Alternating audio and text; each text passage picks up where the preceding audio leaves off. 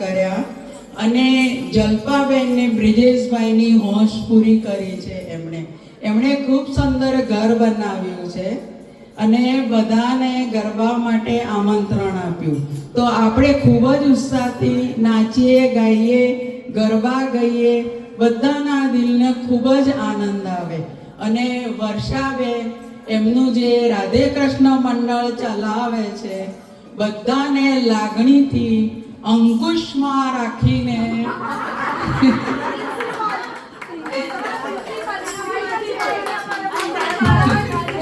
પણ ના, મને એ જે થોડા કડક હાથે કામ લે છે એ બહુ ગમે છે.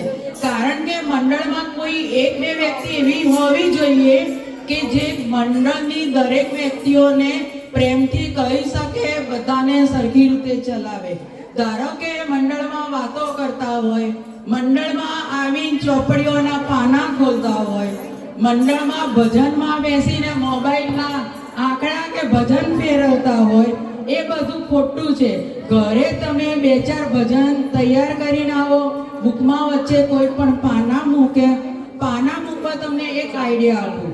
તમારા ત્યાં લગ્નની કંકોત્રી આવે, દિવાળી કાર્ડ આવે, એમાં સારા ભગવાનના ફોટા હોય તો એ કાપી અને તમે ચોપડીમાં મૂકી શકો છો.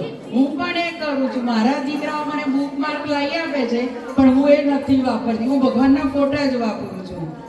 અને બીજું, મોબાઈલમાં તમે 3-4 ભજન કાઢીને આવો કે તમારું ભજન કોઈએ ગાઈ લીધું હોય તો તમે બીજું ભજન તાત્કાલિક ગાઈ શકો.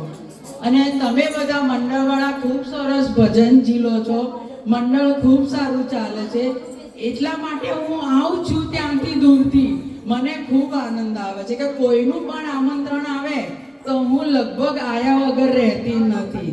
અને તમે બધી સખીઓ ખૂબ સરસ છો અને ભજન પણ ખૂબ સારું ઉપાડો છો બધા. અને તમારા બધામાં કોઈ ઈર્ષા ભેદભાવ નથી, એ જાણી મને ખૂબ આનંદ થયો. અને પુષ્પાબેન અને વર્ષાબેન બંનેની જોડી ખૂબ સરસ છે. રાધા કૃષ્ણ, બરોબર. અને એમને અને દેશી ભાષામાં અમારા ગામડામાં કહીએ ને તો ચંગુ મંગુની જોડી. હા, એ મને ખબર છે. વર્ષાબેન સાથે મારે અવારનવાર વાત થતી રહે છે. હું બધાના સમાચાર પૂછતી હોઉં છું અને મને ખૂબ આનંદ આવે. બસ માતાજીની પ્રાર્થના કરું કે તમારું મંડળ વર્ષાબેન ને પુષ્પાબેનના નેજા નીચે ખૂબ સારું ચાલે, ખૂબ સારું દરેક જગ્યાએ ભજન કરવા જાઓ. તમને સૌને માતાજીના ખૂબ આશીર્વાદ મળે. તમારા બધાની તબિયત ખૂબ સારું રાખે, લાંબુ આયુષ આપે, સ્વાસ્થ્ય ખૂબ સારું રાખે, ખૂબ સારું રાખે. અને તમને બધાને મારા આયુષમાંથી થોડા વર્ષો તમને બધાને મળે અને તમારું મંડળ ગગનમાં ગાજે, એવી મારી ઈચ્છા છે. જય માતાજી, જય શ્રી કૃષ્ણ, નારસુંગા વીરની જય. તમે વિમળાબેન મારા આમંત્રણથી પધાર્યા, તમારો ખૂબ ખૂબ આભાર. અને આભાર જરાય નહીં, હું મારા સ્વાર્થથી આવી છું. તમે મારા મિત્ર મંડળમાં છો, મને ભજનમાં ખૂબ રસ છે. હું ભજનમાં આવ્યાથી ગાડી થઈ જાઉં છું. મને ઘણીવાર શરીરનું ભાન રહેતું નથી. એવું હોય તો લલિતાબેનને પૂછો, એ ગઈકાલે ભજનમાં આવ્યા હતા. તમે અહીંયા બધા જ પધાર્યા છો ખુશી ખુશી, બધાનો ખૂબ ખૂબ આભાર. આપણે હવે સરસ ગરબા રમશું બધા. આ ભાઈને 1 મિનિટ ઉભા રહો. બધે ભજન કરવા માટે જાય છે, તો તમારું આમંત્રણ હશે તો તમારા ત્યાં પણ જરૂર આવશે. બીજું, આ આનંદનો ગરબો મેં એવી મનમાં ઈચ્છા રાખી હતી કે હું ઘણા વર્ષ ભાડે રહી, એટલે એવી મનમાં ઈચ્છા રાખી હતી કે એક સરસ માતાજી ઘરનું ઘર બની જાય અને ઘરના ઘરમાં રહેવા જવું તો સરસ માતાજીનો ધામધૂમથી આનંદનો ગરબો કરાવીશ. એટલે આનંદનો ગરબો રાખ્યો છે. તમે બધા આવ્યા, મને ખૂબ આનંદ થયો અને આપણે બધાએ સાથે મળીને ખૂબ આનંદ કર્યો. બોલો કૃષ્ણ કનૈયા લાલ કી જય. આજે અમને વર્ષાબેને પોતાના નવાના ઘરે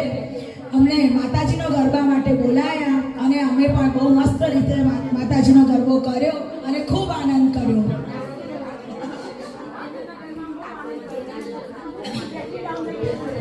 એમણે એ સરપ્રાઈઝ પાર્ટી રાખી, સરપ્રાઈઝ મીટિંગ રાખી હતી અને ત્યારે અમને આ સાડી ગિફ્ટ કરી હતી.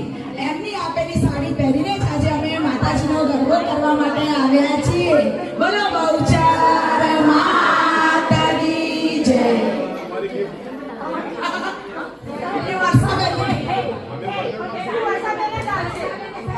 હા.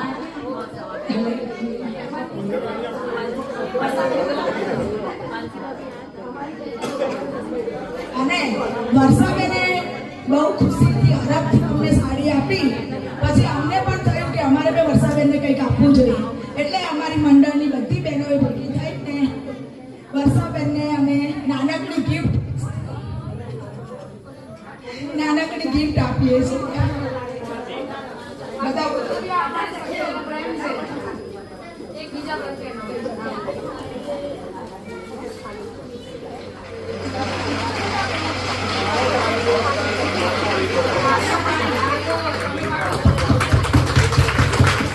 બોલો કૃષ્ણ કનૈયા લાલ કી જય. બહુચર માતાજી સદાય અમને આવી રીતે આનંદ કરાવતા રહે, એવા અમને આશીર્વાદ આપે કે અમે સદાય આનંદ કરીએ અને આનંદ કરાવીએ બધાને. બોલો બહુચર માતાજી જય. દ્વારિકાધીશની જય. જે વર્ષાબેન અમને સાડી આપી ને એ ગિફ્ટ ના કહેવાય, એ એમનો અમારા તરફ પ્રેમ કહેવાય. અને અમે આખી સખીઓ મળીને એમને સાડી ઓઢાડી એ અમારો પ્રેમ છે. આ એકબીજા પ્રત્યેનો અમારો પ્રેમ અને જે અમે આદર આપીએ છીએ ને એ જતાય છે અમે. દ્વારિકાધીશની જય. એટલે અમારા પ્રિન્સિપલ ને વાઇસ પ્રિન્સિપલ આવા સદાય રહેજો. 100 વર્ષના થાય અને અમે સાચવે બધાને. કાનાને એટલી જ પ્રાર્થના કરી છે, માતાજીને એ પ્રાર્થના કરી છે સદાય એમનું સ્વાસ્થ્ય સારું રાખે અને અમારી બધી સખીઓનું પણ સ્વાસ્થ્ય સારું હોય તો અમારું મને આ જ રીતે આગળ વધે, ખૂબ આગળ વધે. તમને બધાને અમને આનંદનો ગરબો ગમ્યો છે તો એટલા પ્રમાણે